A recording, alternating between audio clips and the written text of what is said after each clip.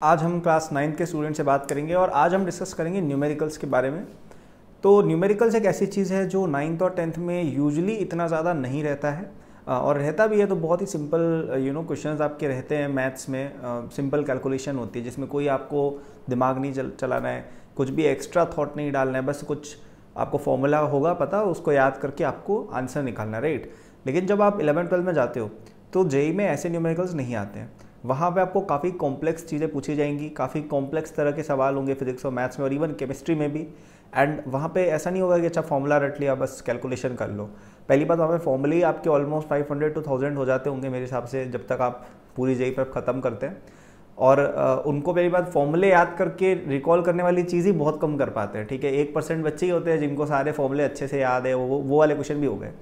और जो बहुत ही डिफ़िकल्ट रैंक्स जो होती हैं, जैसे 100 में रैंक लानी है, तो उसके लिए जेईई एडवांस में जो क्वेश्चंस आते हैं उनमें जस्ट इट्स नॉट लाइक कि बस आप कैलकुलेशन वाला क्वेश्चन है, आपको सब आता है, तब भी उनमें आपको बहुत एक्स्ट्रा दिमाग चलाना पड़ता है, फिर सॉल्व होते हैं वो क्वेश्चंस, ठीक है।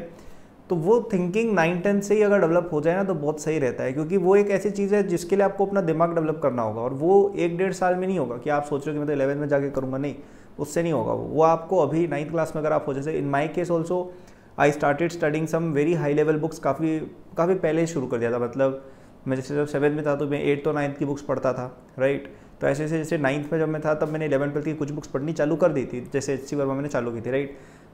उस समय ऐसा नहीं था कि मुझे हर चीज़ समझ में आ जाती थी, लेकिन एक वो प्रोसेस स्टार्ट हो गई कि चीज़ें कैसे खुद से समझनी है, कैसे चीज़ें खुद से डराइव करनी है, कैसे चीज़ें खुद से आप सोच सकते हो। ये चीज़ अगर आप शुरू अर्ली इन लाइफ कर देते हो ना तो उससे काफ़ी हेल्प होती है आगे, not just in your studies but overall in your thinking also. Ideation जो प्रोसेस होती है उसमें भी आपको काफ़ी हेल्प मिलती है सबसे, राइट।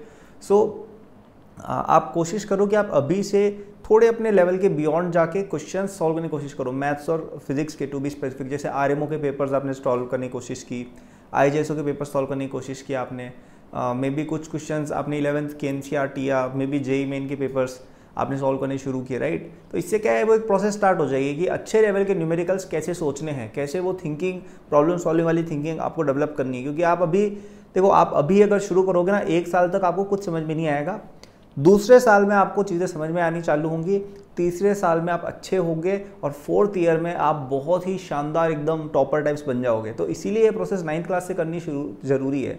ज़्यादातर बच्चे क्या करते हैं, जेईई प्रेप 11th में शुरू की, 11th में सीरियस लेते ही नहीं है, 12th में पढ़ना शुरू करते हैं, फिर 12th के एंड में पता चलता है कि अच्छा यार हम तो कर सकते थे, फिर ड्रॉप ईयर लेके फिर उनकी एक ठीक ठाक रैंक आती है।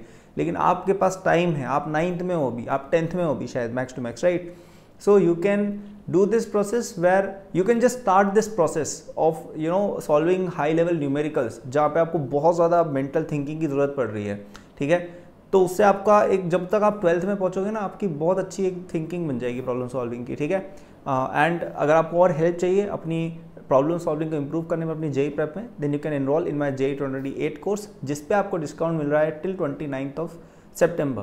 So you can enroll in this course for just ₹5,000 using the first link in description. लेकिन 29 सितंबर तक ही इसमें आपके सारे 9-10 के कॉन्सेप्ट्स कवर्ड हैं, 11-12 की भी कई सारी चीज़ें इसमें बताई गई हैं। सारे Olympiads like IJSO, RMO are also covered in this one course. कई चीज़ें मैंने खुद पढ़ाई है और करिकुलम तो पूरा मैंने ही पढ़ा है, बनाया है इसके अंदर, right. So you will definitely find it very useful and in any case you should definitely look forward कि आप ज़्यादा difficult questions numerical based, derivation based, proof based, high order thinking based solve करें, जो difficult हो, जो आपको अपने comfort zone से बाहर पुट करे। अदरवाइज आप खुश होते जाओगे और आप रिजल्ट नहीं निकाल पाओगे, ठीक है। That was the video, thank for watching, good luck.